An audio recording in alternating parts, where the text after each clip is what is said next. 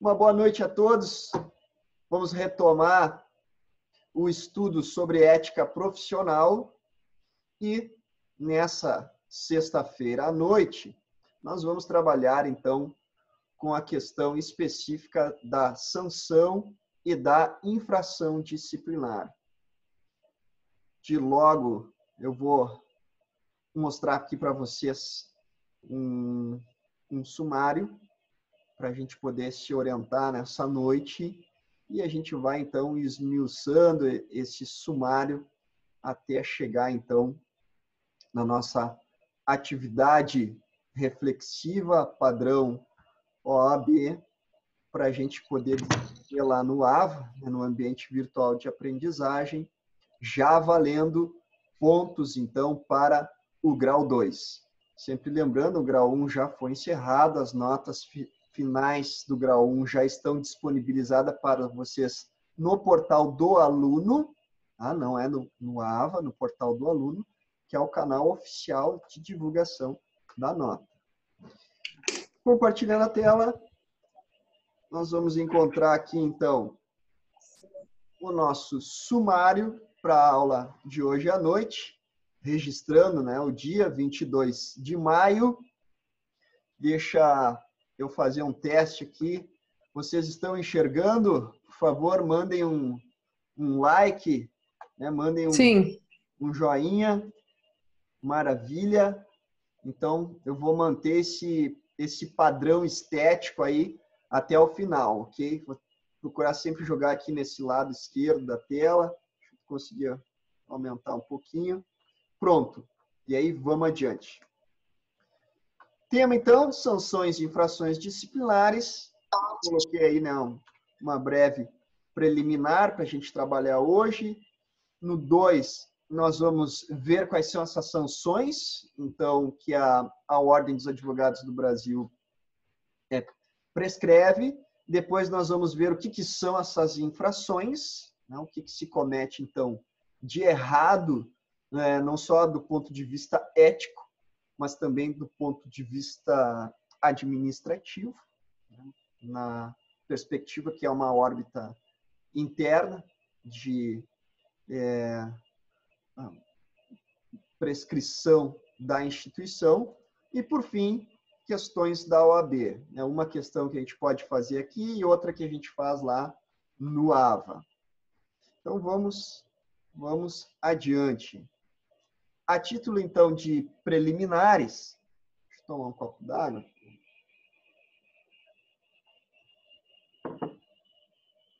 Nós vamos ter, por óbvio, né, a necessidade de uma reprovação, não só ética, mas também normativa.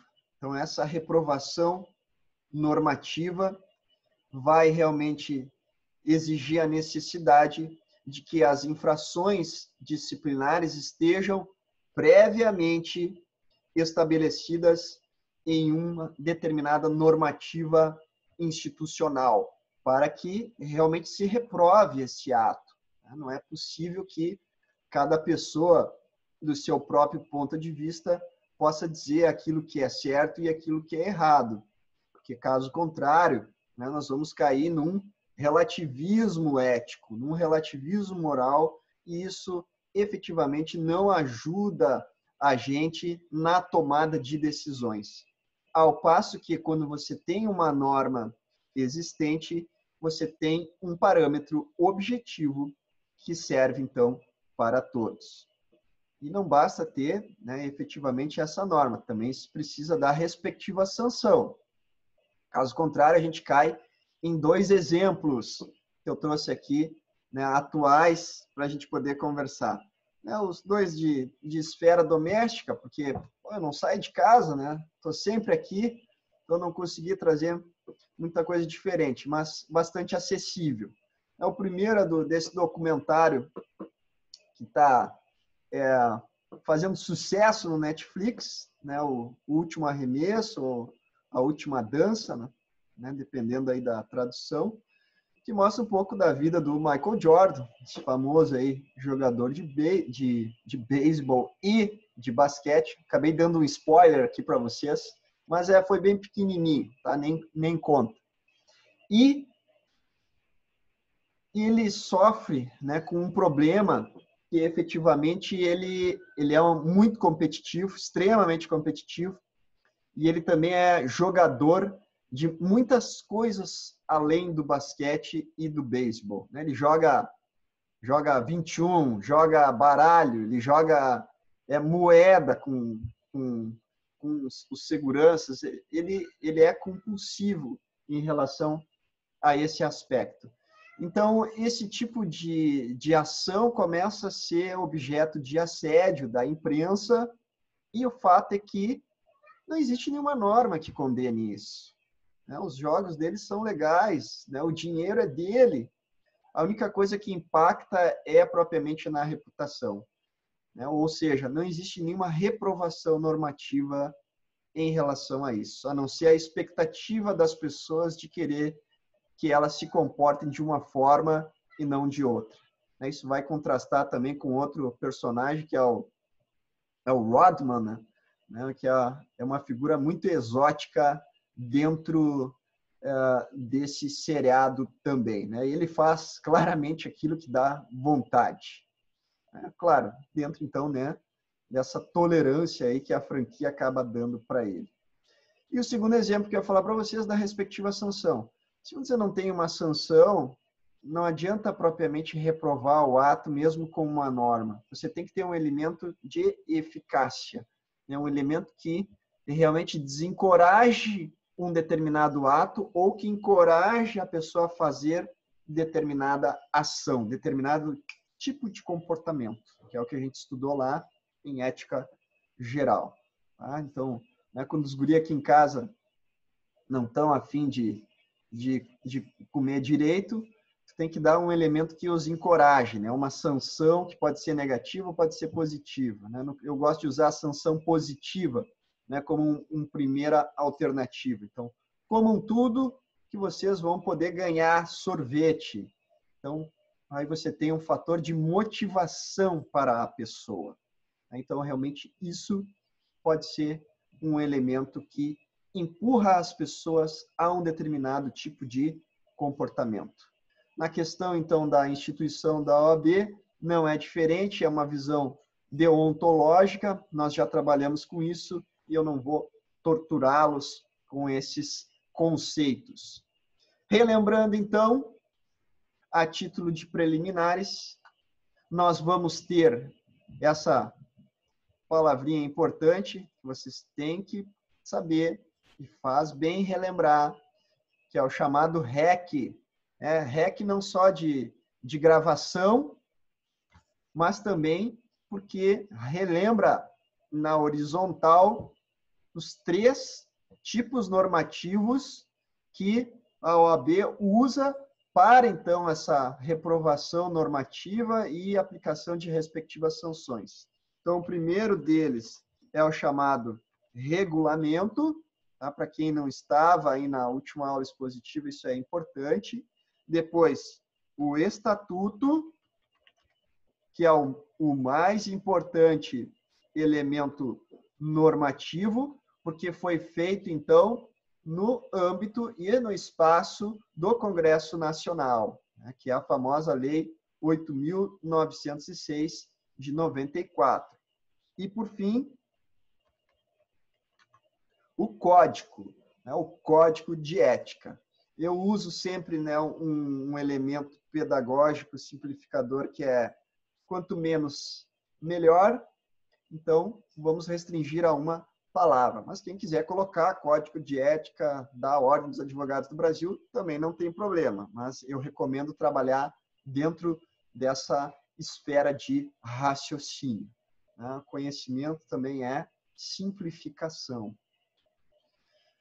Por fim, marcar, então, exatamente com a proposta da aula de hoje, que essa temática, sanções e infrações disciplinares, para nossa sorte, estão concentradas apenas no Estatuto da Lei 8.906 de 94. Então, não precisa estudar o Código de Ética, não precisa estudar o regulamento para se atingir aí uma margem de 90% dessa temática, né? Sempre usando aí um parâmetro de eficácia. Ok, então dentro dessa nossa preliminar, nós temos esses elementos aqui. Vamos adiante, né? Vamos passar para, né, uma outra proposta. Assim, só finalizando aqui um aspecto importante, o estatuto, né, ele é muito longo, né, tem muitos artigos. E os artigos que vão realmente ser objeto de apreciação de hoje vão ser os do artigo 34 até o 43. Tá? Então, do artigo 34 até o 43. Tranquilo? Então, nós vamos restringir a nossa aula de hoje já sobre o estatuto e mais uma outra restrição que vai do artigo 34 até o 43. Ok? Vamos adiante, então. Vamos trabalhar agora sobre as sanções disciplinares. Deixa eu ver se eu consigo aumentar aqui a tela. Nós vamos ter aqui esse tipo de ação. Vamos lá, pessoal. Vamos começar já dando de cara o que são as sanções disciplinares. Quando é que o cara, então, vai para o pau? Ele vai, então, em 4 hipóteses. 4 que são taxadas, então, como sanções disciplinares, conforme, então, o artigo 35 do Estatuto. Tá? O artigo 35 da Lei 8.906 do Estatuto. A primeira delas vai ser a censura. Então, a censura, ela é vista, sim, como uma sanção disciplinar. Além, então, da censura, nós vamos ter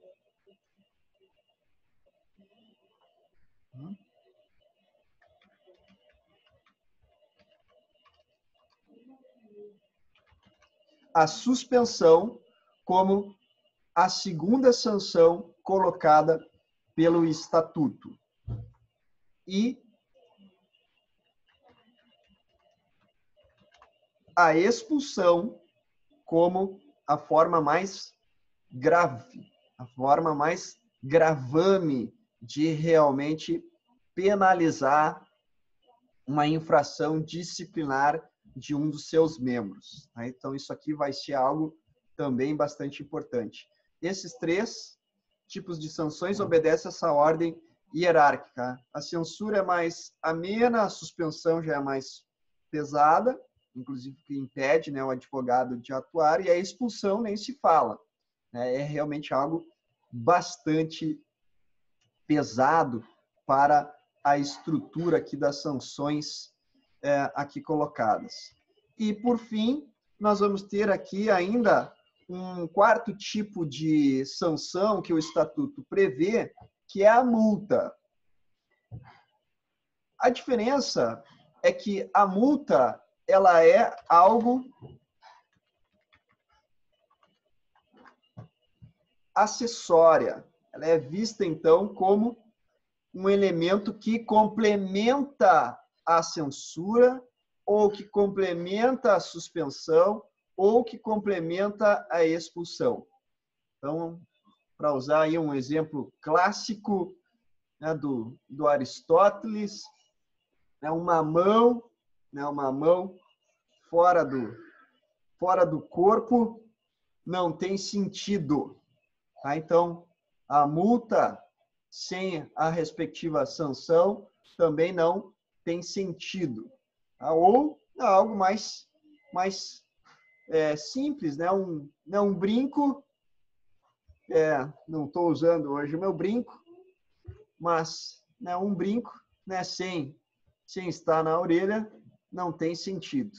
Tá? Então, realmente, ele é sempre um acessório aqui colocado. Gravem isso, porque a multa é uma sanção, mas ela sempre depende de ser combinada com uma censura, com uma suspensão ou com a expulsão.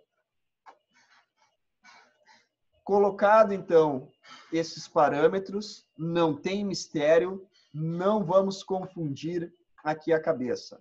4 tipos de sanções. Vamos falar agora um pouco de cada uma delas. Vamos esmiuçá-las. O artigo, então, 36, já que o artigo 35 é o que falava das sanções. Não, aqui é... Deixa eu só ver aqui. Oi, pessoal. Deu uma queda aqui. Tudo certo? Mandem um joinha. Tá, maravilha. Deixa eu reconectar ali a página. Vamos adiante. Então, o artigo 36, ele mostra, então, esse aspecto da censura apenas desse tipo de sanção, e ela vai, então, mostrar quando que ela vai ser aplicada. E ela vai ser aplicável do inciso, deixa eu colocar aqui por início, né, dos incisos 1º até o 16 do artigo 34. Deixa eu colocar aqui.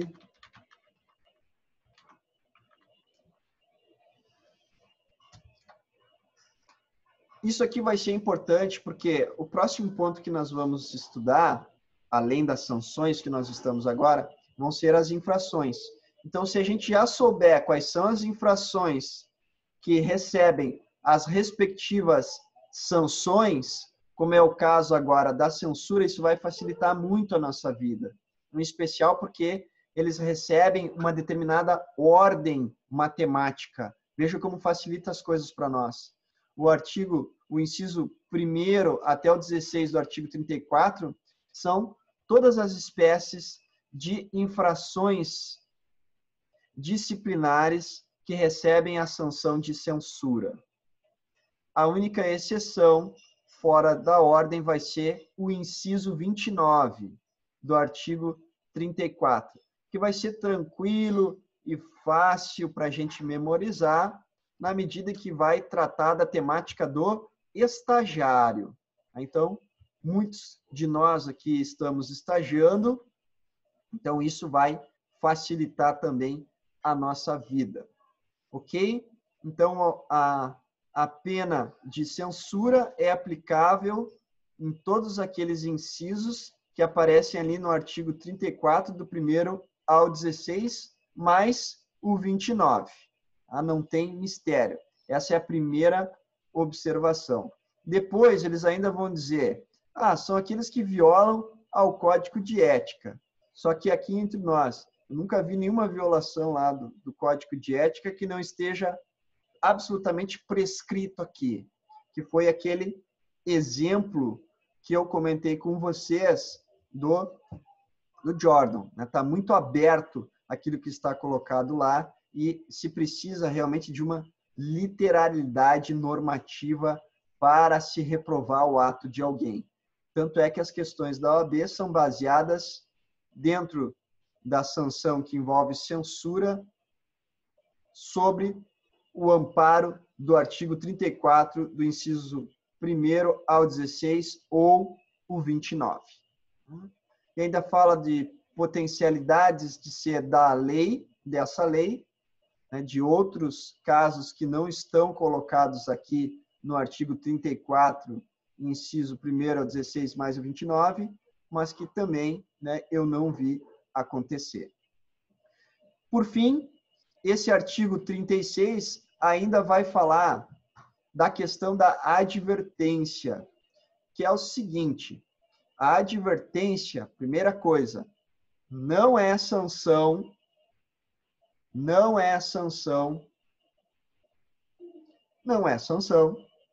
disciplinar.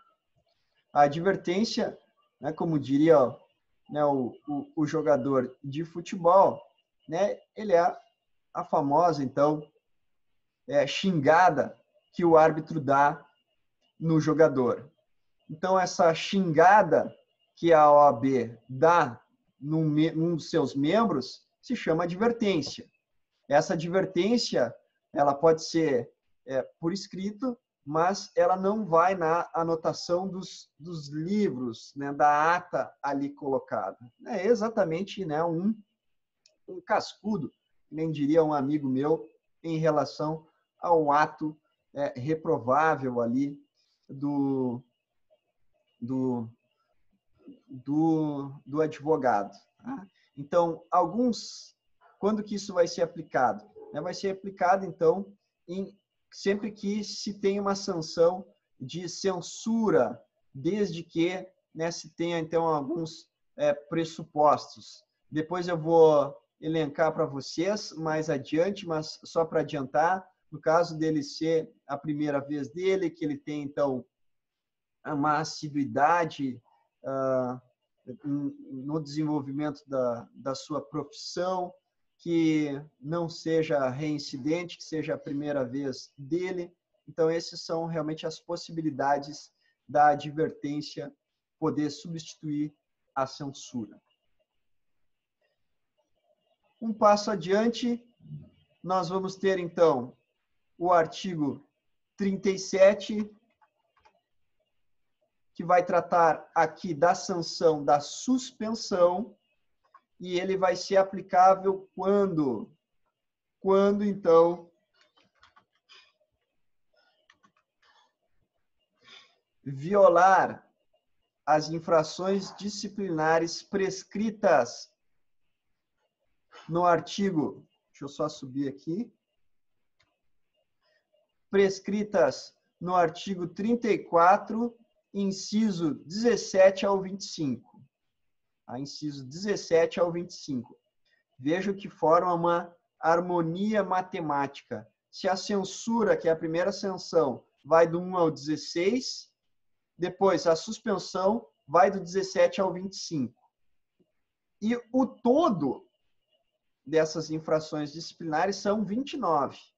Então, a gente já consegue imaginar que as infrações disciplinares da pena de expulsão são apenas 4. Então, bastante tranquila. Aliás, nem 4, né? São apenas 26, 27, 20, são apenas 3, porque a 29 é também censura, tá? O que vai facilitar a nossa vida. Bom, então, isso também vai ser um objeto importante aqui mais na frente, quando a gente poder revelar aí um pulo do gato para estudar esse tipo de temática. Mas, claro, vamos primeiro passar um scanner aqui, para depois se apropriar de aspectos mais suaves de estudo. Então, o artigo 37, que trata da sanção da suspensão, são aqueles previstos no artigo 34, do inciso 17 até o 25. A suspensão é aplicável, então, já quando existe uma reincidência de censuras. Então, tu recebeu uma censura, ou o equivalente, né, a um cartão amarelo no jogo de futebol, recebeu o segundo cartão amarelo, já está suspenso. Então, não tem mistério. Então, mesmo que tu infrinja, né, uma infração disciplinar do inciso 1º ao 16, mas esteja se repetindo, aí então a sanção vai ser mais pesada, porque já não é a primeira vez. A segunda vez já é uma suspensão. Então já é um segundo elemento que demonstra o que é uma sanção aplicável de suspensão. Essa suspensão, ela tem um prazo, então, para ser aplicada. E esse prazo é um prazo que vai variar entre 30 dias a 12 meses. 30 dias a 12 meses.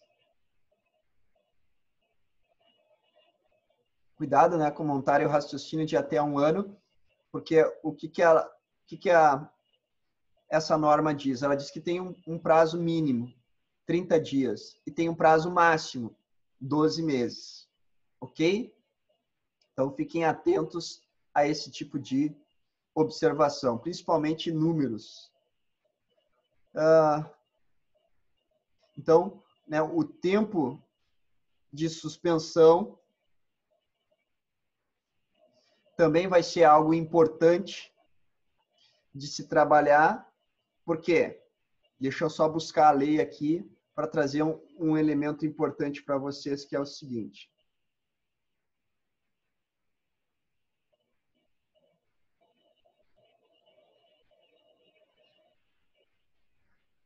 Nós temos um parâmetro objetivo de suspensão, de 30 dias a 12 meses.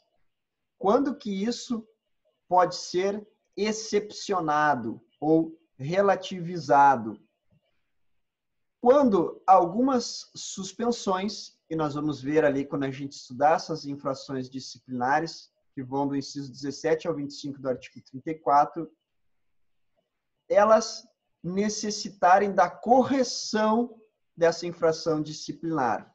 Então, né, é o caso, por exemplo, de prestar uma prova de aptidão. Né? Então, a prova de aptidão para se entrar na OAB.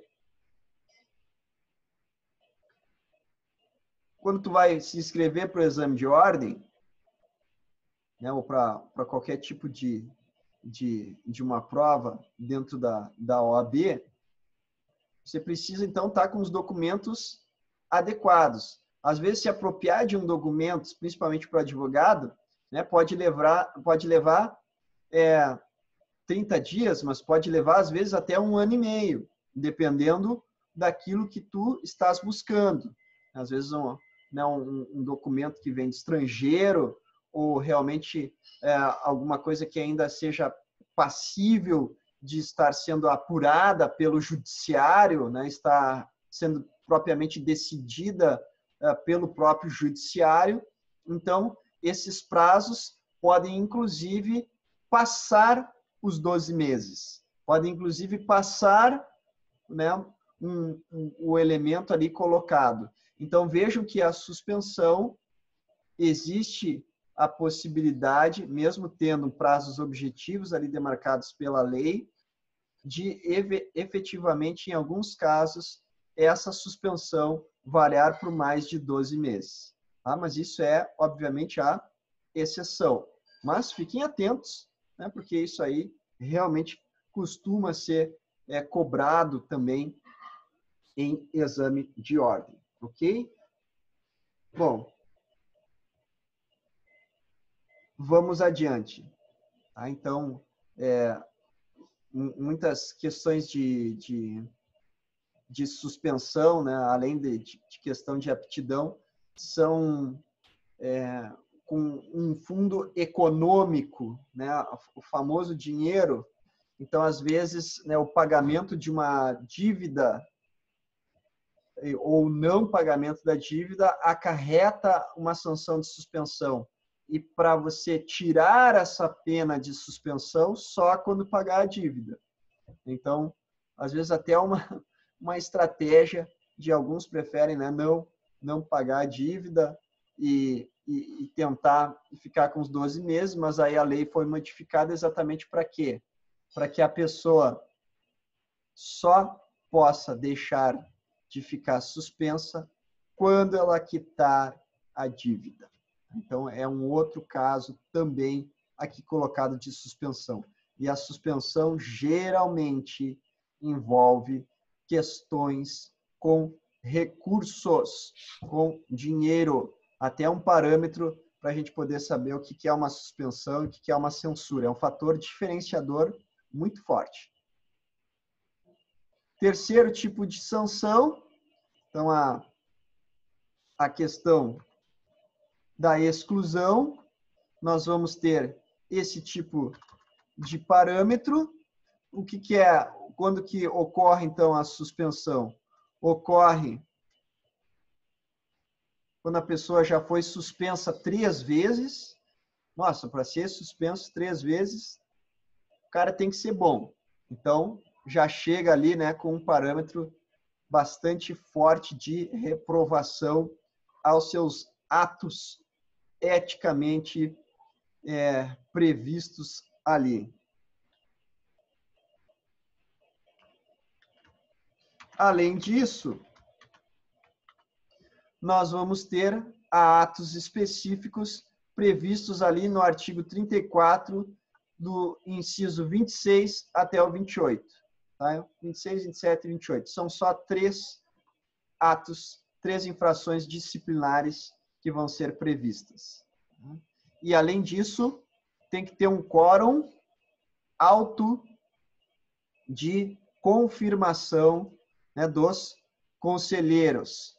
Então, claro, não de todos, né, mas dos membros, né, do conselho seccional, né, da seccional.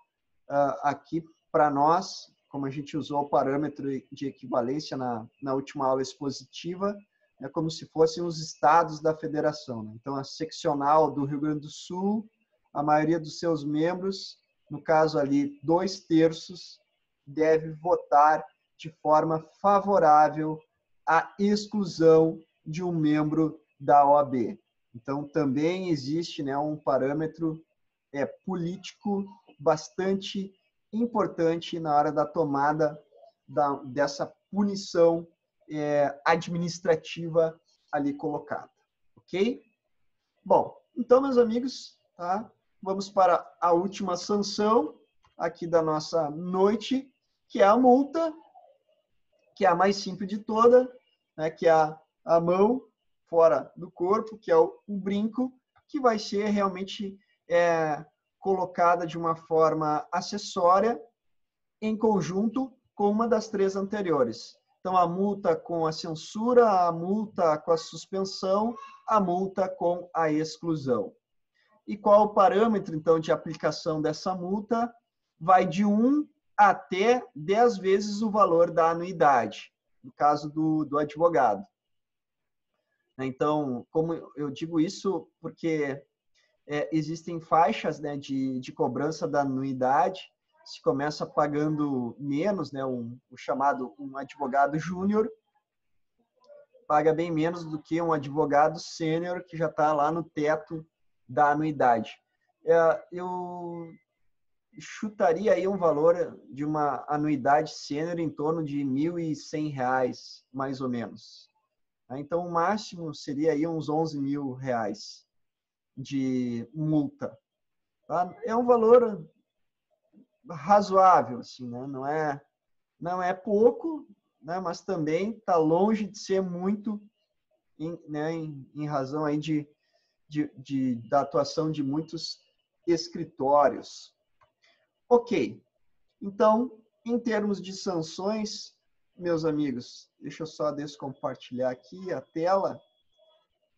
Em termos de sanções, e em resumo, são essas 4. Não tem mistério. Falou em sanção disciplinar, então nós temos a pena de censura, suspensão, exclusão, multa.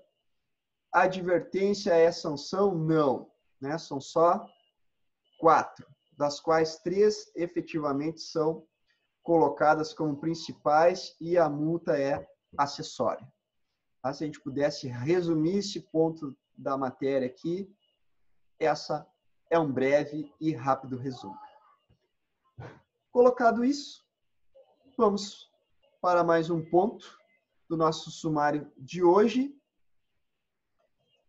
Vamos passar, então, para a questão da... Deixa eu dar uma espiada aqui no chat. Ó, o pessoal tá... Um outro colega aí chegando, tá? Uma boa noite para quem eu não vi antes. E vamos adiante, meus amigos, que na sexta-feira, né, a gente tem aí um cansaço da semana. Vou colocar aqui na outra página para efetivamente facilitar para nós a visualização. Vamos falar agora das infrações disciplinares. Nós falamos até então da questão das sanções, tá? Está bem ativo na nossa memória, e agora a gente faz, né, um breve recuo estratégico, né, um recuo da bateria para o artigo 34 do Estatuto. Tá? Sempre lembrando que o Estatuto é a Lei 8.906 que a gente está trabalhando. Esse Estatuto, então, e o seu artigo 34, ele tem 29 infrações. Então, essas 29 infrações, elas são, então, capituladas por respectivos 29 incisos. Alguns incisos possuem, sim, né, um parágrafo, né, possuem algumas alíneas, mas, para nossa sorte, é só o parágrafo único. Então, facilita as coisas para nós. Uma coisa que, para facilitar, uma anotação que eu faria, quantas infrações disciplinares existem? Existem 29. 29 infrações. Quantas sanções existem? 4. Então, realmente, para poder ter a construção de um mapa mental, para a gente poder, então, saber o caminho que deve ser percorrido e aquilo que a gente vai se apropriar, eu acho que alguns números matemáticos facilitam a nossa vida. Então, vamos lá. Vamos encarar essas 29 infrações, ao qual a gente já adiantou uns elementos e uns traços importantes quando a gente estudou ali as sanções disciplinares. A gente viu que a censura, então, vai do inciso 1º até o 16, mais o 29. Tá? Só coloquei aqui em Romanos para seguir a tônica de leitura da lei.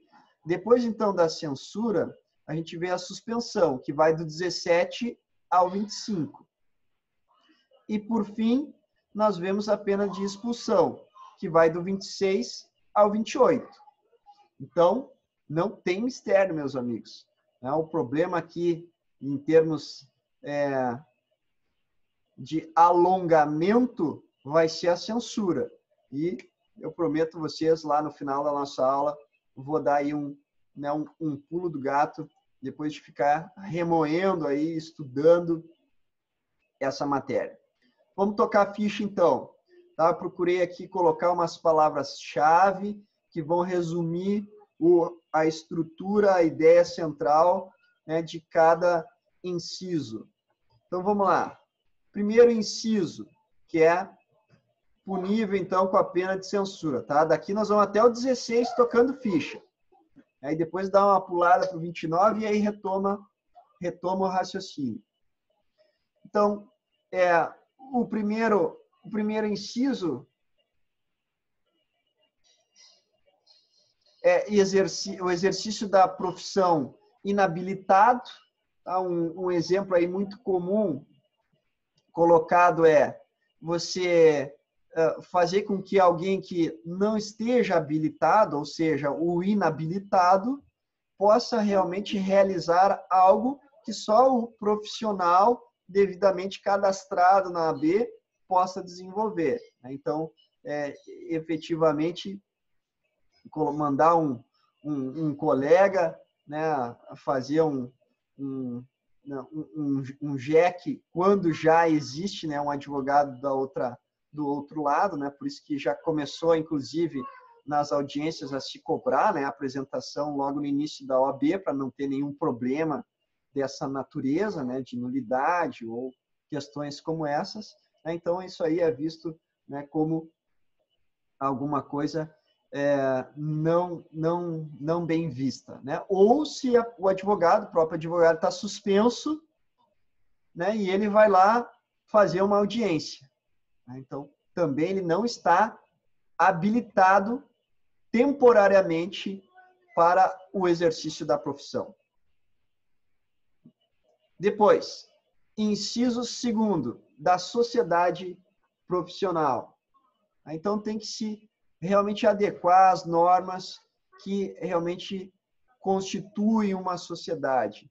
Em geral, eu vou dar o exemplo aqui da sociedade, deve ser entre advogados, né? Deve ser lá, né, entre profissionais devidamente habilitados. Não dá para fazer uma sociedade com um empresário, né? Não dá para fazer sociedade com o cabeleireiro, aonde você divide, né, um espaço comercial. Tá? Então, realmente, só entre sociedades absolutamente permitidas. Ok? Então, realmente, isso é algo importante. Tá? Só lá no Switch, né, que é o outro seriado, né, que eu já assisti, né, você tem lá a possibilidade, né, de pessoal aí que gosta, né, de ver seriados, né, envolvendo questões judiciárias e advogados, né, você tem a possibilidade aí de alguém que não tem, né, a faculdade de Direito, pelo menos momentaneamente, né, como ocorre com os personagens. Não gosto de dar spoiler, por isso que eu me controlo, mas isso aí é visto, então, como uma aplicação da pena de censura. Né? Tanto que os personagens ficam com medo lá. Depois, agenciador de causas, junto com angariar causas. Né? Então, o agenciador é como, né, o cara que fica ali distribuindo panfleto, né, ou dizendo assim, tem um colega meu que foi de ensino médio, que é advogado, né, eu posso, então, encaminhar ele para você. Né? Ainda mais, ele vai me dar 10% por cada indicação. Né? Então, isso não é bem visto, é a pena de censura. Né? E angariar, né, seria a captação, então, né, desse tipo de clientela, né, geralmente com a intervenção de terceiros. Né? Então, né, o camarada vai lá conferir se é um cliente potencial ou não. Então, as duas coisas aqui, elas se confundem, mas efetivamente tem que se ter cuidado, né, na hora de captar clientes. O que está muito em moda hoje é fazer uma live, né, para poder, então, estar conhecido na mídia, no trânsito, com os amigos a respeito disso. Isso está liberado, principalmente se for informativo. Depois, né, o inciso 5, assinar escrito judicial.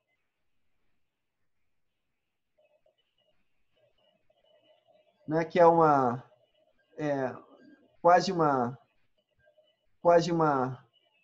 Deixa eu só ver um aspecto aqui diferenciador.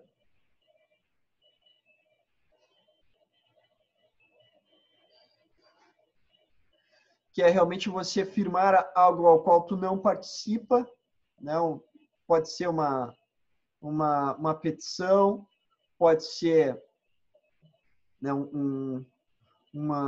uma cobrança de honorários, algo que não diz respeito a ti. Né? E tu está ali quebrando galho para um amigo, por exemplo, e, na verdade, isso não é permitido. Tá?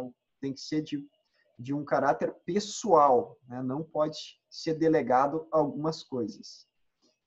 O inciso 6 vai falar, então, da questão de advogar contra a lei, né, com exceção da inconstitucionalidade, que é exatamente a ideia de você ter boa fé. Né? Tem que se presumir aquilo que a lei possibilita. Né? O único aspecto, né, que vai ser visto como exceção é se a lei é inconstitucional. Né? Por exemplo, há um tempo atrás, para usar um exemplo esdrúxulo aqui, mas real, que é a lei estadual no Rio de Janeiro, que foi aprovada da briga de galos. Então, realmente, se queria fazer uma alocação, de um espaço para os galos poderem brigar. Então, ali, né, se advogou de uma forma contrária à lei, modificando lá a finalidade da locação, porque se sabia claramente que aquilo ali era contra a Constituição, né, devido ao ritual de crueldade que os animais são submetidos. Ok? Depois, o sétimo, nós vamos ter a famosa violação de sigilo, né? Então, aquilo que o cliente conta para nós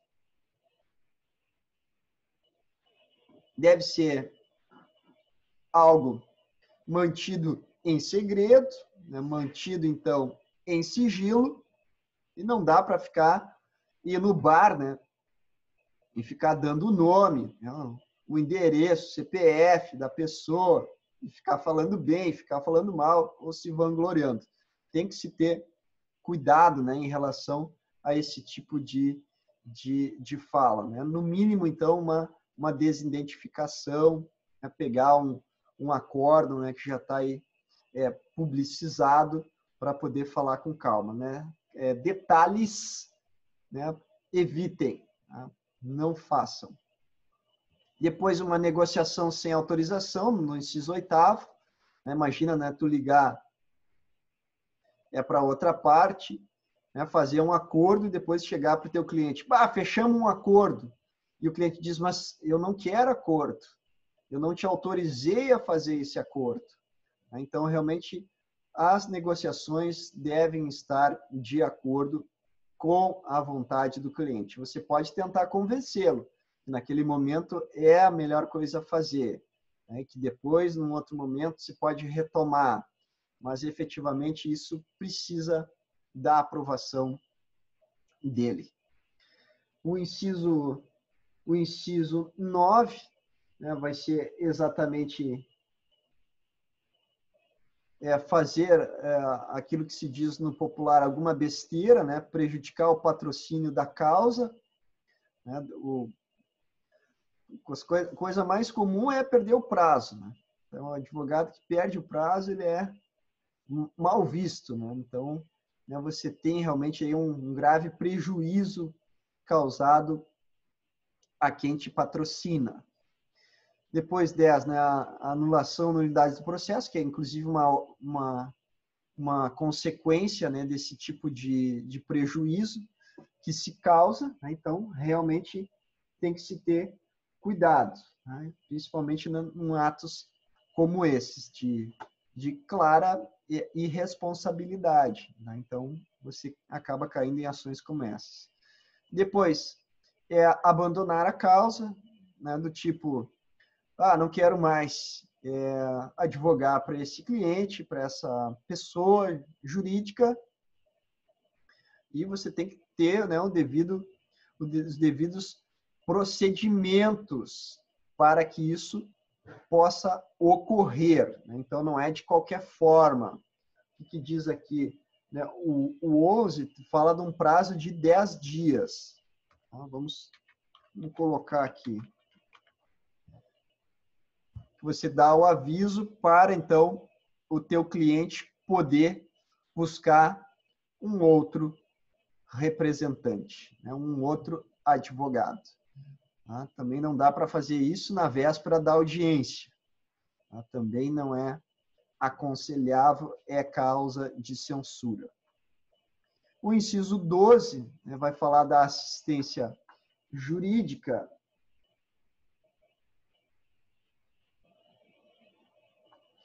Que diz o seguinte, quando, então, e geralmente isso acontece em comarcas menores, está faltando um defensor público, e aí o advogado termina a sua audiência e a juíza faz aquela famosa pergunta, doutor, tu pode representar o próximo réu, ou geralmente é réu, né? O autor já se encerra ali. E aí ele diz assim, doutor, tenho marcado agora um jogo de futebol com os amigos, não vou me atrasar, né? Não posso ir. E ela, não, mas a gente não tem defensor, né? Então eu vou ter que precisar que o senhor fique aí. Então, quando não existe, né, um defensor, o advogado vai ter que ficar ali e não pode abandonar, né, sem um justo motivo. Por isso que eu usei aí essa exemplificação esdrúxula do jogo de futebol. Se ele estiver dizendo, tô com a minha mãe doente no hospital, tô indo lá ficar com ela, bom, aí sim é um bom motivo para poder se recusar a representar para aquele ato, né, um determinado cliente, réu ou o que for.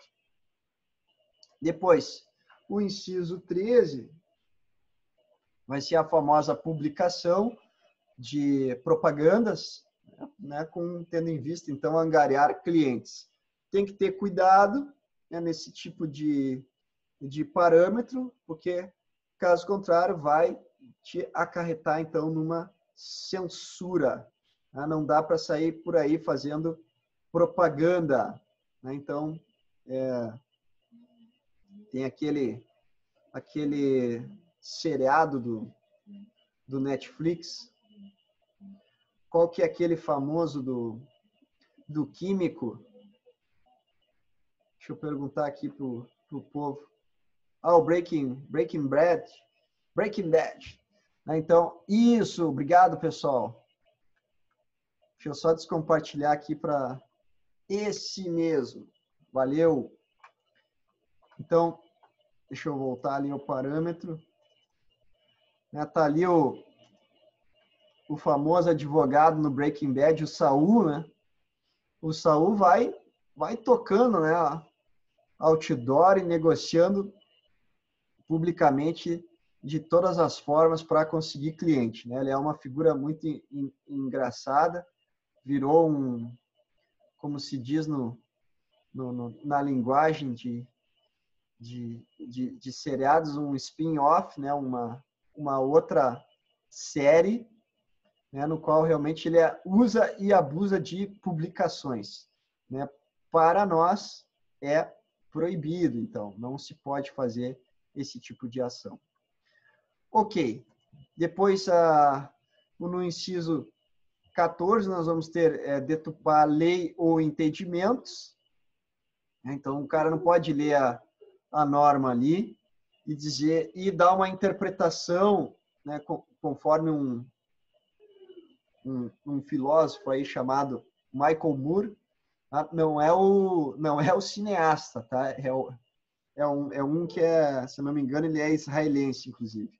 Ele vai chamar de uma interpretação muito ambiciosa, né, de poder, então, realmente tirar dali qualquer coisa. Mas isso não vai ser permitido. Então, se você acha um entendimento contrário ao interesse da tua causa e tu coloca lá uma frase de um voto totalmente de minoria e inverte, né, esse tipo de ação, isso pode realmente te comprometer. Tá? Tem que ter cuidado na hora de citações. Depois, o 15, imputar crime por terceiro. Né? Imputar crime por terceiro, né? O que é? Vamos usar um exemplo aqui de um camarada, né? Dizer, o Adriano me disse, né, que o Itamir está cometendo aí, está batendo na sogra dele. Né? Então, esse absurdo, né, Itamir, que é dado, né? Eu invoco aqui, né? Para Mas como é que ele sabe, professor? Difamar as pessoas. Para, Itamir. Mas é verdade. Mas é verdade. Vou levantar aqui o meu volume só um minutinho. Vai lá, diga aí. Mas isso é verdade. Como é que ele sabe? Pois é, eu não estava fazendo fofoca, né? Não me envolve nisso aí, cara. Nós vamos ter que montar uma banca aí para deixar os assuntos claros. Mas vocês viram? Vontade não falta, né, Itamir? Né? Quem não tem sogra que atire a primeira pedra. É verdade. Dentro desse parâmetro, nós vamos ter exatamente, né, a impossibilidade de difamação. Tá? Então, não dá para invocar, o meu cliente disse que ela cometeu crime, que ela passou a perna nele, que ela batia nos vizinhos. Cuidado, né, com esse tipo de ação. Né? Já falando por si já é horrível, usando por terceiro, pior ainda, né? Tu comete 2 crimes. Né? Bom, vamos adiante. Deixar de cumprir prazo estabelecido, bom, isso aí é furada total, né?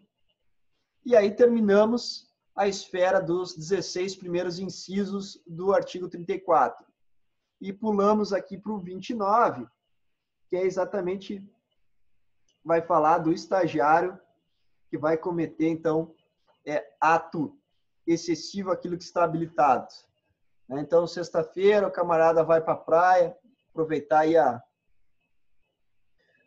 que tem pouca coisa circulando, né? O comércio está abrindo aos poucos, e aí já está sexta de manhã, já está lá em Tramandaí, e aí ele diz para o estagiário, me esqueci de protocolar essa ação. Faz o seguinte, assina aí por mim e toca a ficha. Qualquer coisa, né, eu assumo a bronca. Então, realmente, o estagiário vai lá e dá o nome, a cara dele a tapa. Não dá para fazer esse tipo de ação. Tá? Então, tomem cuidado, isso também é um elemento importante.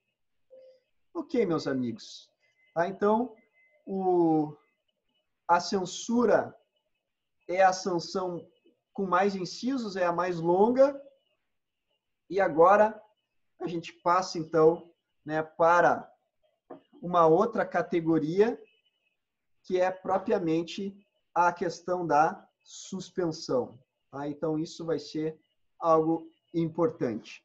A suspensão não tem mistério, também é um elemento, deixa eu baixar aqui, do artigo 34 do Estatuto e trabalha aqui, né, do inciso 17 até o 25. Essas são, então, as infrações disciplinares que vão ser, então, punidas com a sanção de suspensão. Vamos, então, para o 17.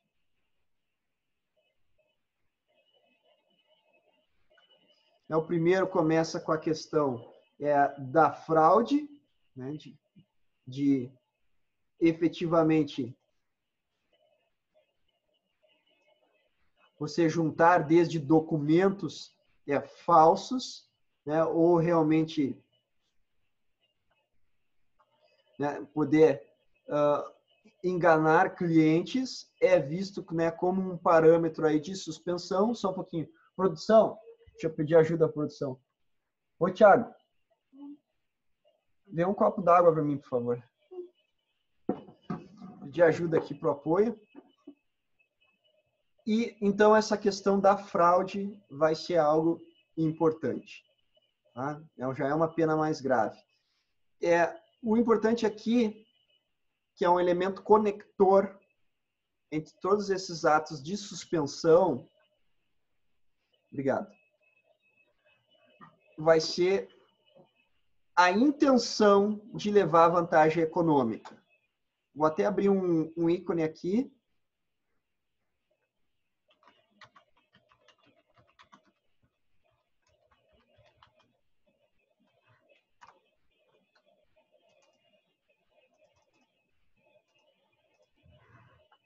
Ter vantagem econômica.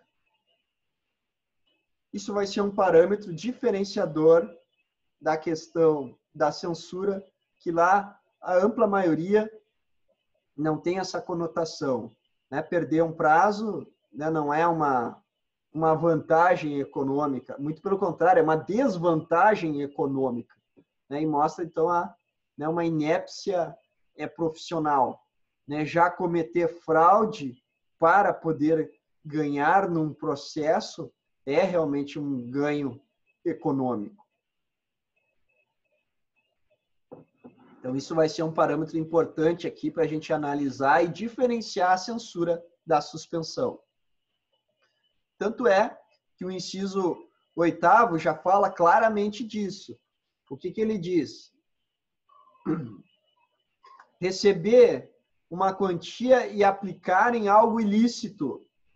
Olha, rolas, né? O cliente te dá uma bolsa de dinheiro, para exagerar, e ele diz para ti, vai lá e aplica no galo cinza, que é o mais malvado, como diria a piada. Então, realmente, né, você receber essa quantia e fazer algo ilícito vai ser algo passível com a pena de suspensão. Então, realmente, essa vantagem econômica, mesmo que o cliente aqui seja, né, o detentor de potenciais créditos, vai realmente causar uma reprovação, né, ética normativa desse ato. Depois, inciso 19, receber valores sem o cliente saber. Bom, de novo, né? Tentando dar a famosa curva no cliente.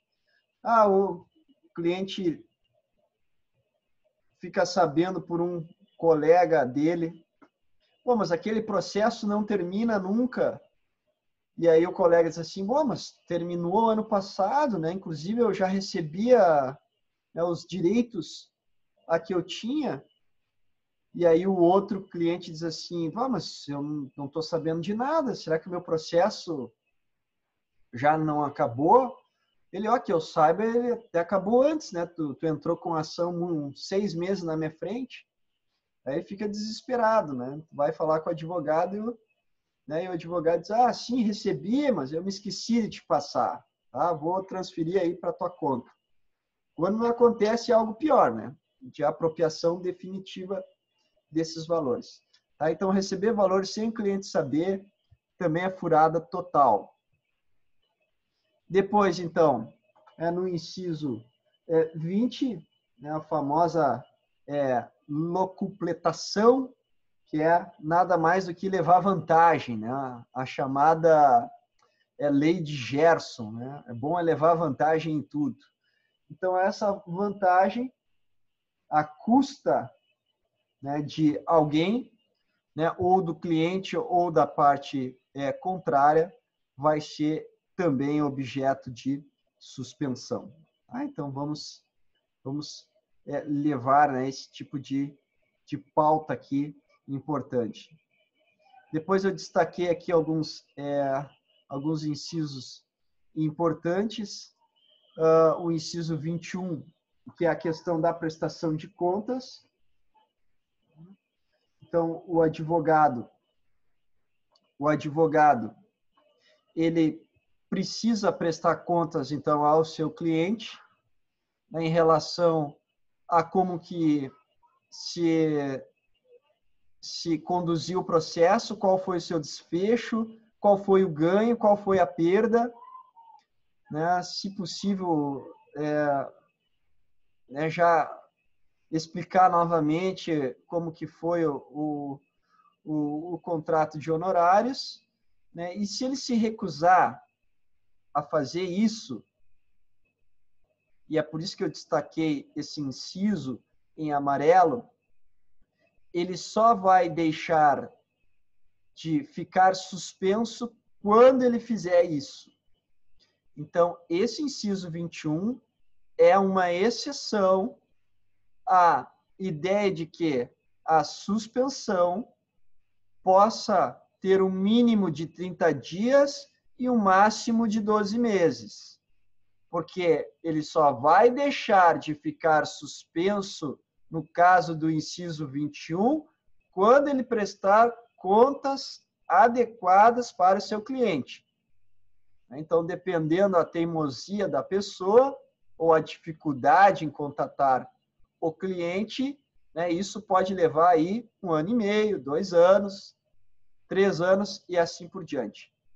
Tá, pessoal? Isso aqui é algo importante na medida em que quebra com o parâmetro objetivo do prazo de suspensão. Assim como os outros 3 seguintes, que são o 22 que é o devido cuidado com os autos. Não, imagina, o cara esqueceu os autos na casa da namorada. Bom, aí não conseguiu devolver no prazo. Aí a namorada vira ex-namorada. Bom, aí o cara tá ralado. Porque daí ela não vai devolver a escova de dente, não vai devolver, né, o terno sobressalente, não vai devolver os autos.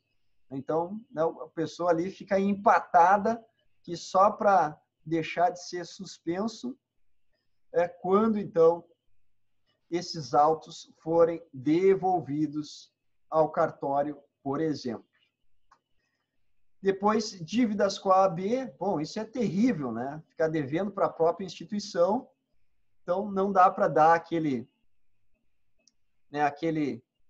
famosa curva dos 5 anos do consumidor, né? Depois tu sai do Serasa.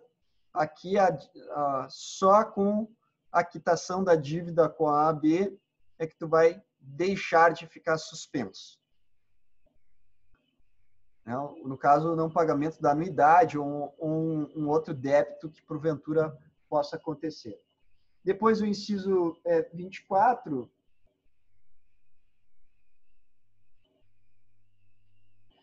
né, são os chamados múltiplos erros, ou, como diz um amigo meu, né, fazer muita besteira. Não é nem pouca besteira, fazer muita besteira. Que vai mostrar, então, né, uma inépcia profissional. A gente está acostumado a ouvir inépcia da inicial, né, nas disciplinas de processo. Então, né, quando a pessoa, né, faz uma inépcia da inicial, faz uma inépcia da juntada de documentos, faz uma inépcia de deixar de comparecer à audiência, nossa, então ele é um inapto profissional. E esses múltiplos erros, né, precisam ser contornados aí dentro de um prazo que, às vezes, extrapola os 30 dias até 12 meses. E, por fim, a última é a sanção de suspensão, que acarreta esse tipo de punibilidade, vai ser essa conduta incompatível, que é estabelecida ali no inciso 25. Tá? Como conduta, então, incompatível com a advocacia, né, o camarada, então, ser, então, empresário, por exemplo, e atender nos 2 lugares. Né? Isso não dá muito certo. Tá? Ou, realmente, né, o cara ser conhecido pelo uso excessivo de drogas, né? Ou parecer embriagado nas audiências.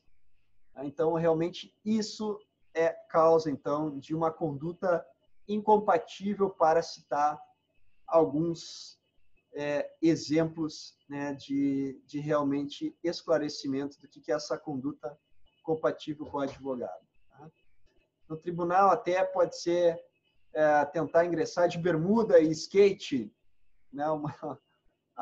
Também não dá para forçar o uniforme do advogado. Nós temos uma certa liberdade, né? Mas uma camisa já salva a gente.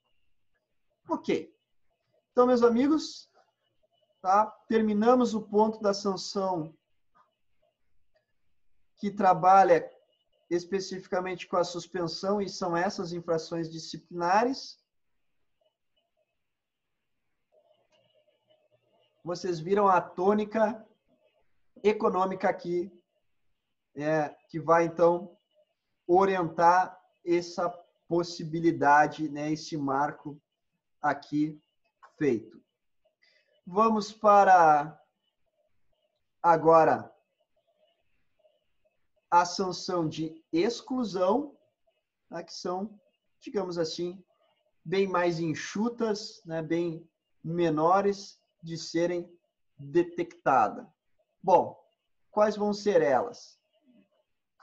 Vão ser 3. né, aquelas do inciso 26 até o 28, também do artigo 34 da Lei 8.906. Tá? Não tem mistério. E aqui já, claro, né, são circunstâncias, digamos assim, pesadas, né? Ou as mais pesadas, conforme o parâmetro aí que a gente está usando, que é o estatuto. A primeira delas é fazer, então, uma falsa prova para poder, então, ingressar nos requisitos de inscrição da OAB. Curiosamente, é muito comum algumas pessoas falsificarem o curso de bacharel em Direito. A gente sabe a facilidade que é imprimir, né, um diploma de bacharel em Direito, e a gente sabe a dificuldade, de uma forma contrária, que é cursar uma faculdade de Direito. Imagina nós agora dentro desse prazo. Então, se é feita essa primeira escolha, efetivamente a OAB é extremamente severa, como não poderia deixar de ser, aplicando a pena de exclusão para esse cidadão. Então, realmente, né, falsificar qualquer requisito exigido ali no exame de ordem e assim por diante, vai acarretar sumariamente a sua exclusão. Depois, né, no inciso 27, né, tornar-se imoral, né, ou absolutamente inidôneo para o tipo de atividade, é efetivamente, né, o famoso queimar o filme, né, de uma forma tão grande ao qual os teus iguais, e a gente tem aquele requisito que a gente chegou a observar lá na pena de expulsão, né, de 2/3 dos membros do conselho reprovarem, então, as tuas atitudes em relação à forma como tu deveria se comportar como advogado. Então, realmente, aí são a questão de envolvimento, geralmente com tráfico de drogas, né? É um exemplo de uma ação clara e evidente como essa, né? E circunstâncias que vão só se agravando, né, com aquilo que vai complementar, o inciso 28, que vai tratar não só, né, da prática do crime, mas também da condenação, né, com trânsito em julgado de uma determinada norma criminal. Então, ser condenado criminalmente, acho que é a pior queimação de filme que existe, né, dentro da OAB. Então, passível aí da pena de expulsão, ok? Então, realmente tem que se ter cuidado, né? São raros os casos de injustiça que podem acontecer numa acusação criminal, mas realmente se vai variar aí, né, da expulsão até, no mínimo, né, uma suspensão enquanto o processo se desenrola. Ok, meus amigos. Então, vejam que essas são as 3 sanções com as respectivas infrações disciplinares. Nós vimos que as sanções estão colocadas no artigo 35. Nós vimos que as infrações disciplinares vão da sanção de censura do inciso 1º ao 16 mais o 29, a pena de suspensão do inciso 17 até o 25 e a pena de expulsão do 26 até o 28. Então, dentro de uma esfera assim de conteúdo a ser abordado, a expulsão é a mais simples, né, a mais concentrada. Depois, a suspensão é menor, mas com mais prescrições do que a expulsão, mas com uma tônica claramente econômica, e aquilo que restar, esse aqui é o raciocínio que eu quero passar para vocês, vão ser, então, infrações disciplinares puníveis com a pena de censura. Então, agora que a gente se apropriou de tudo, a gente vai fazer um breve resumo que eu acredito que vai facilitar a vida de vocês. 3 minutos de resumo que equivalem aí a 90 minutos de aula. Puxei aqui com vocês a seguinte proposta para vocês saberem. Vamos lá, meus amigos. Tá? Quem estava dormindo, acorda. Quem estava, então, cochilando, presta atenção.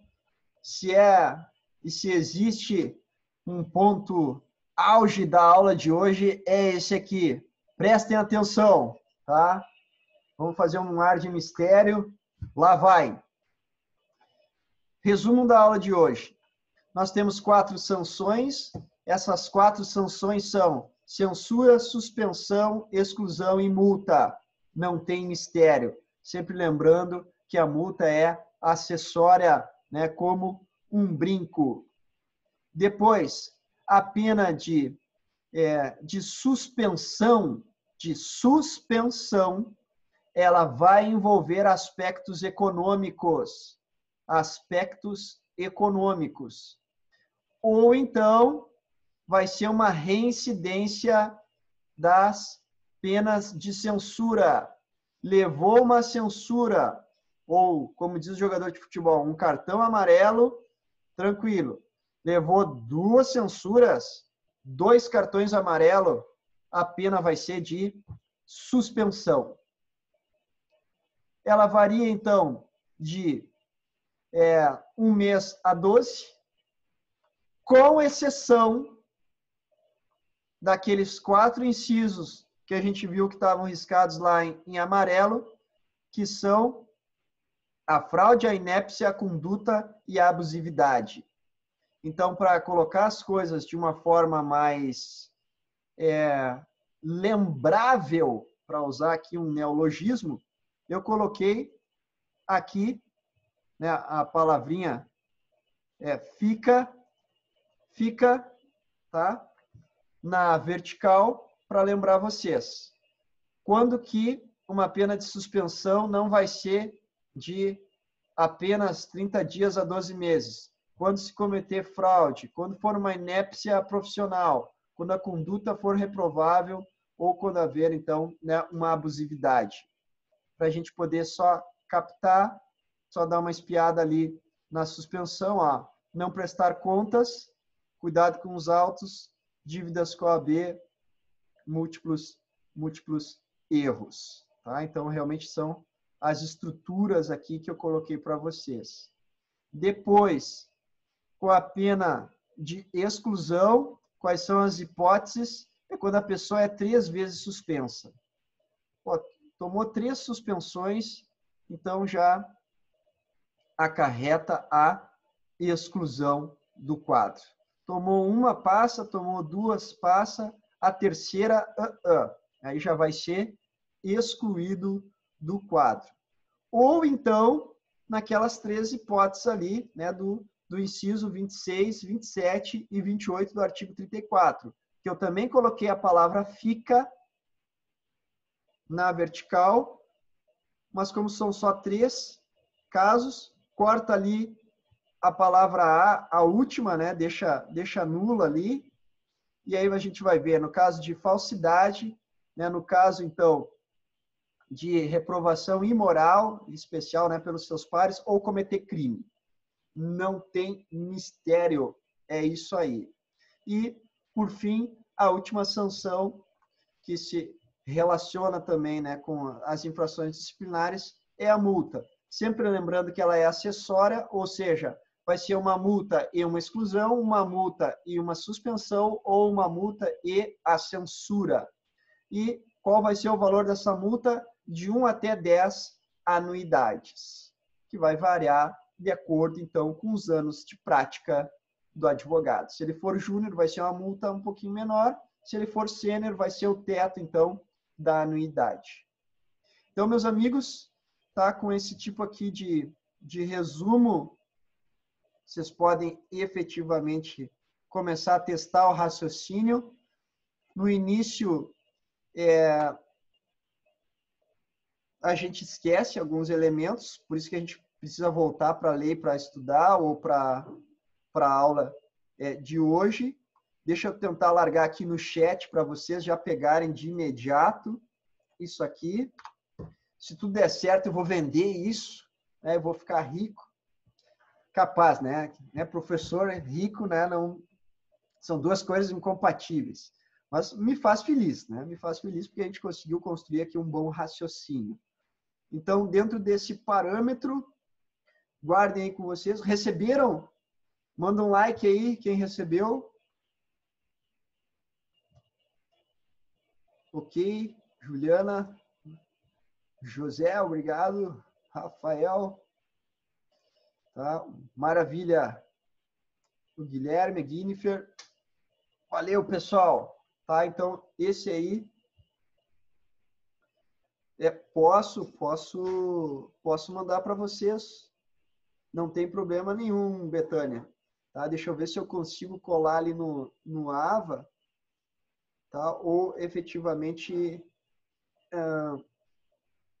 mandar por Word também em formato doc. Vamos compartilhar, né? Nós estamos numa fase aí de compartilhar story, compartilhar foto, vamos compartilhar conteúdo, né? Sem segredo. Sem se encolher nessas horas, né? Como diria o gaúcho. Tá? Além disso, lembrando, né? A aula está sendo gravada para quem quiser fazer adiante.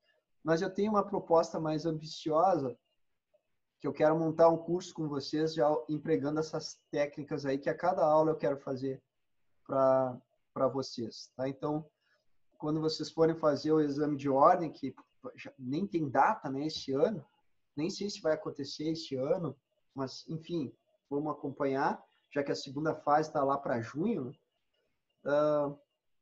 eu devo ter um material bom para apresentar para vocês. Bom porque vai ser amadurecido, né? Vai ser testado aí com as aulas que a gente está vendo. Vamos adiante, pessoal.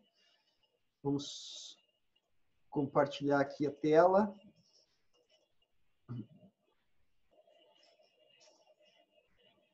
Vamos para o ponto 4 do nosso sumário. O aspecto principal já foi passado. Vamos agora para aquilo que a gente chamou de outras relações disciplinares, né? Aquilo que vai ser algumas medidas interessantes de serem trabalhadas.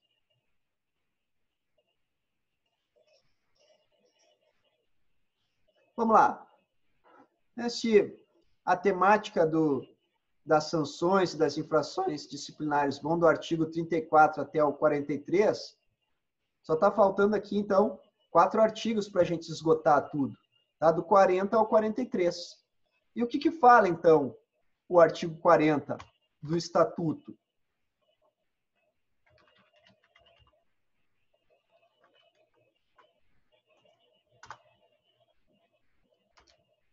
Fala o seguinte, meus amigos, fala em uma palavra, fala da atenuação. Atenuar, amenizar.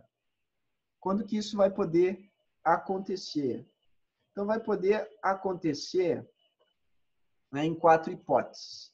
Existem ali os seus incisos, o seu parágrafo único. Deixa eu trazer para vocês aqui esses elementos principais. Né? Quando, então, uma falta, então, cometida na defesa de prerrogativa profissional. Então, quando a gente comete um ato que é censurável ou que é passível até de suspensão não, mas geralmente é censura. Quando é um ato de censura, por exemplo, interpretar um acórdão puxando para o seu assado, nós vamos ter aqui um ato que é feito no exercício profissional. Então, se é feito no exercício da profissão, ele pode ser atenuado, né? Porque a pessoa realmente estava ali atuando profissionalmente na advocacia. Tá? Diferente de ser um ato que tu ganha uma mala de dinheiro para poder apostar lá num jogo ilícito que poucas pessoas têm acesso. Tá? Então, realmente, esse último não tem como atenuar, mas esse primeiro, né, de uma falha ética, conforme o estatuto, vai ser levado em consideração esse parâmetro. Ok? O segundo critério para atenuar vai ser ficha limpa. A pessoa nunca fez nada de errado, primeira vez que está levando um puxão de orelhas da OAB, aí realmente isso pode ser atenuado. Depois, né, um exercício assíduo, né, a pessoa, então, mostra que está atuando profissionalmente já há bons anos e nunca nada aconteceu, e realmente isso vai ser um parâmetro para mostrar que, né, durante, então, essa assiduidade, ele não tem interrompido a advocacia, tem um histórico que o privilegia. Então, não é só uma ausência de algo negativo, mas é a afirmação de uma conduta positiva e contínua na advocacia. E, né, por último ali, né, os chamados relevantes serviços ou serviços relevantes, que é realmente trabalhar em causas de grande repercussão, que testam realmente a nossa habilidade profissional e que efetivamente muitas vezes é contrária a um clamor público. Então, são realmente circunstâncias interessantes.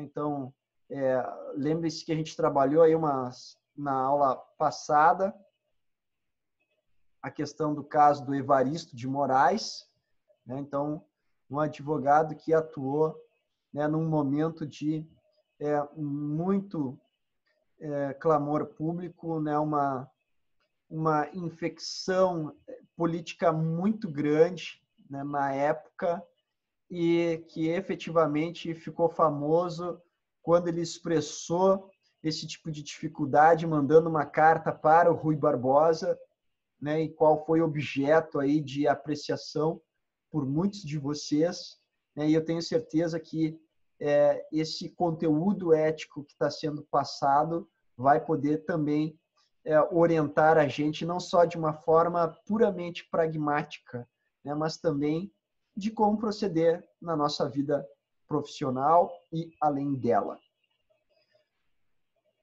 Depois, artigo 41, um aspecto importante aqui de ser analisado é o Instituto, então, da Reabilitação. Esse Instituto da Reabilitação, deixa eu só dar uma espiada na questão aqui. Não é essa que a gente vai trabalhar hoje. Esse Instituto da Reabilitação é a possibilidade, se a gente fizer uma equivalência com a disciplina de processo civil, né, você vai ter ali a famosa ação rescisória. O que é essa reabilitação? É uma ação rescisória. É quando a pessoa, então, leva uma pena de suspensão, leva uma pena de exclusão, e depois de 1 ano, ela pode pedir, mediante, então, uma nova apreciação, né, de provas de um bom comportamento, como diz ali a lei, né, de uma melhora sucessiva, de que a OAB possa revisar, então, essa exclusão, essa eventual suspensão, quando for aquelas exceções que passam um ano, que a pessoa não tem mais como efetivamente conseguir se reabilitar, senão dessa forma. Então, ela faz de novo um pedido na OAB para poder, então, ver se aceitam ele de volta. Olha, eu fiz coisa errada, mas agora, né, não tô mais roubando, não tô mais matando, né, e eu quero voltar a ser advogado, inclusive para casos de reabilitação criminal. Então, colocado ali aquele tipo de isenção, né, do tipo, o meu processo penal, sabe aquele meu processo penal que vocês usaram como base para poder me expulsarem? Pois é, eu fui inocentado. Então, eu quero a minha reabilitação. Além disso, eu estou juntando provas aqui de bom comportamento. Aí, realmente, existe uma possibilidade de reversão de ações punitivas dessa natureza. Ok? Então, a reabilitação é esse instituto após um ano. E a reabilitação baseada em fatos criminais também deve acontecer, né, pela reabilitação daquilo que se foi apurado anteriormente. Se não foi apurado, daí a reabilitação criminal fica mais difícil de conseguir. Penúltimo artigo da noite, artigo 42, né, a impossibilidade de atuação. Então, só para deixar marcado, é algo lógico, mas precisa ter uma norma que diga isso. Se tu está suspenso, se tu foi excluído, se tu recebeu uma dessas sanções, é evidente que tu não pode atuar. Então, é a impossibilidade da atuação profissional. Então, por esse prazo ou por essa sanção, tu não é mais um advogado. Ok? O advogado deve ser passível de atuação.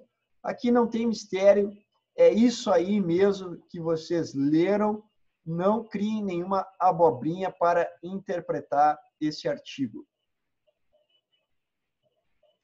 Último artigo de hoje. O artigo 43 vai tratar da prescrição.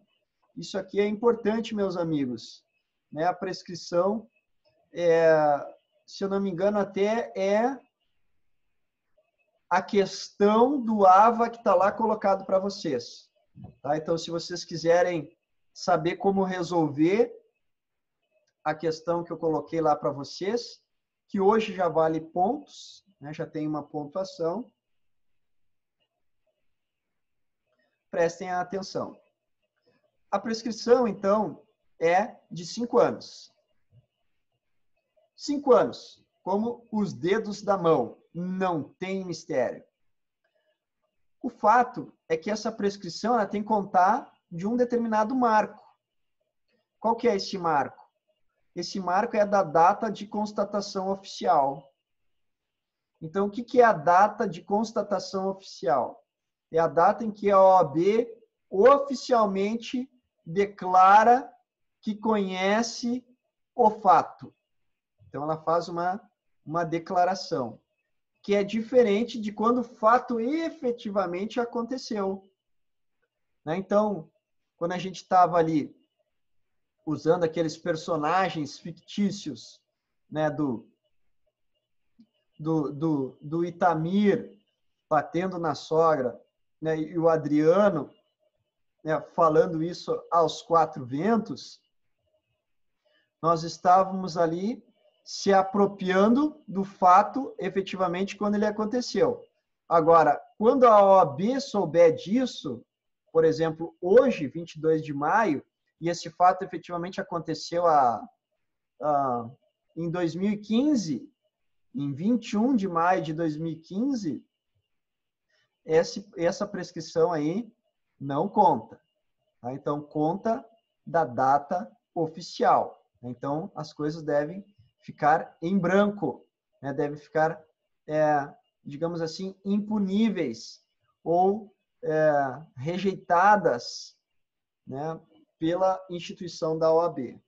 Tá? Cuidado com essa data oficial, porque ela se diferencia da data real do fato. Outra observação.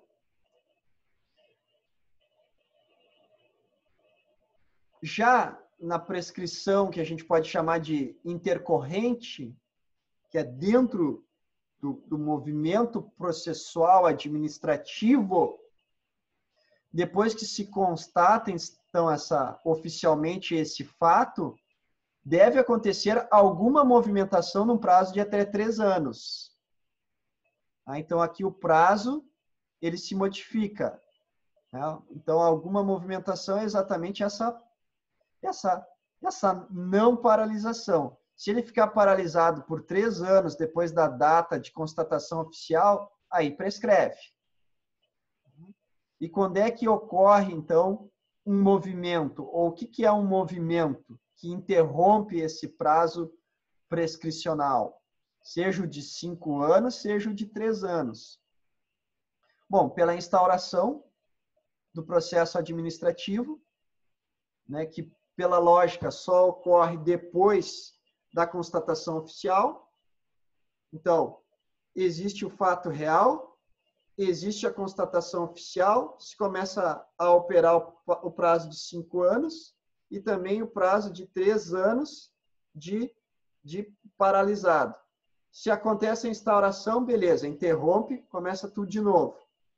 Ou então, outro fato que interrompe é a decisão condenatória. Tá? E geralmente ainda existem, né, a primeira e a segunda instância. Então, isso aí passa a ser algo importante. Né? Em especial, a gente tem a experiência mais comum das multas, né, de trânsito. Então, realmente, essa paralisação aí pode significar a prescrição de um ato, né, que só se interrompe, então, com a instauração e com a decisão condenatória. Tá? Observem isso, porque a OAB não aplica isso de uma forma teórica, ela aplica sempre com problemas, né, e personagens fictícios como os nossos aqui, que a gente acabou de fazer para exemplificar. Tá? Então, guardem isso com vocês, né, como uma forma de se apresentar uma estrutura como essa. Ok?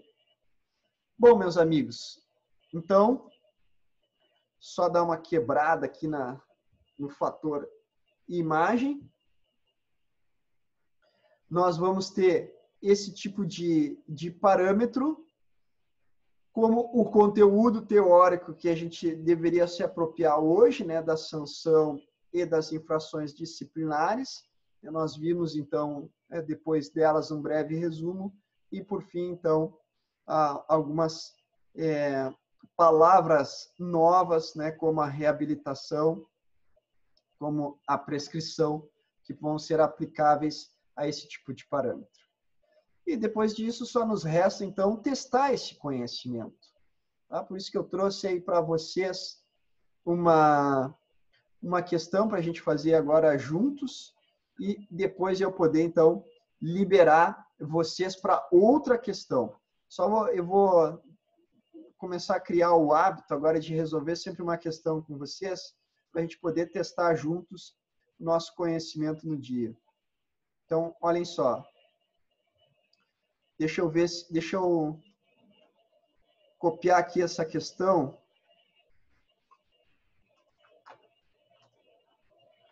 Deixa eu mandar aqui para vocês agora no chat. Aqui me pareceu que saiu só uma parte. Ela tem um limite, né? Deixa eu mandar de novo aqui a última parte, que é o ponto C ao D.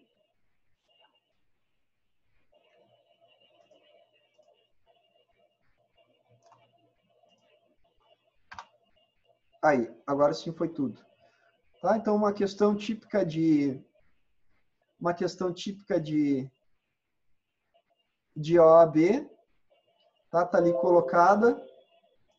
Vamos fazer, então, uma breve leitura para a gente poder se apropriar de como se cobra, para realmente dizer para vocês que essas questões teóricas que a gente se apropria, elas precisam ser resolvidas por meio de pequenos problemas, né? Desde esses personagens aí que são criados, às vezes baseado em processos administrativos da OAB, para poder realmente se efetivar num raciocínio que vai ser exigido de vocês no momento do exame de ordem. Tá? Vai ser essa a proposta. Então, vamos lá. Quem tem aí em mãos, acompanha, senão pode ficar me escutando. Júlio Silva.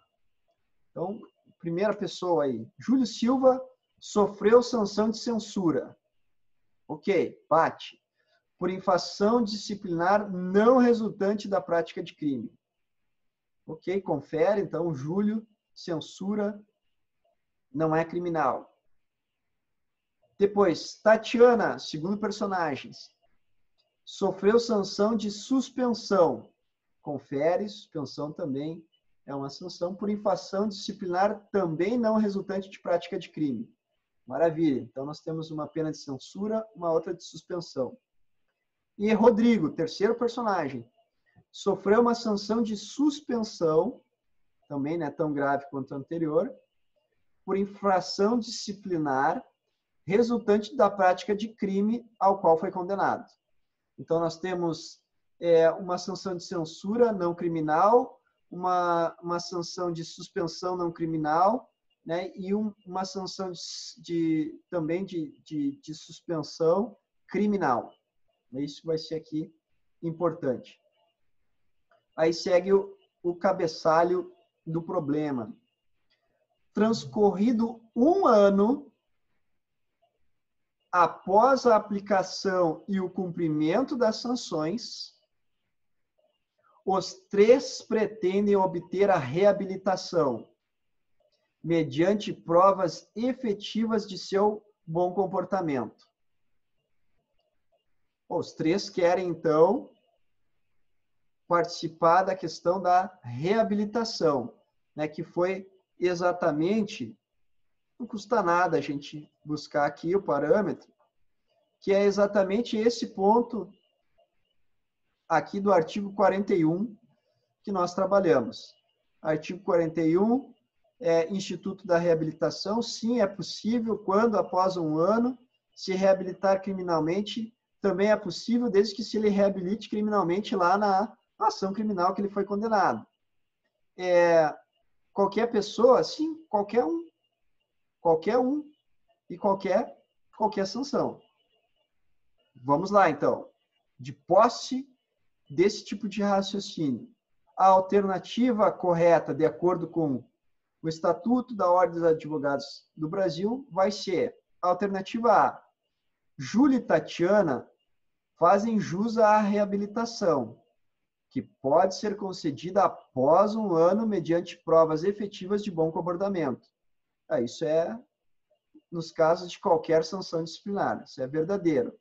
O pedido de Rodrigo, porém, depende também da reabilitação criminal. Tá estranho aqui. O caso do Rodrigo está certo, né? Esse tipo de afirmativa. Mas a questão aqui da reabilitação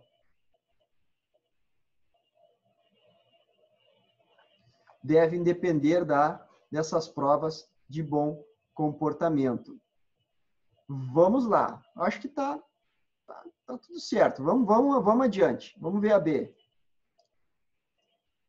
Apenas, Júlio, essas palavrinhas apenas, né, a gente salta os olhos.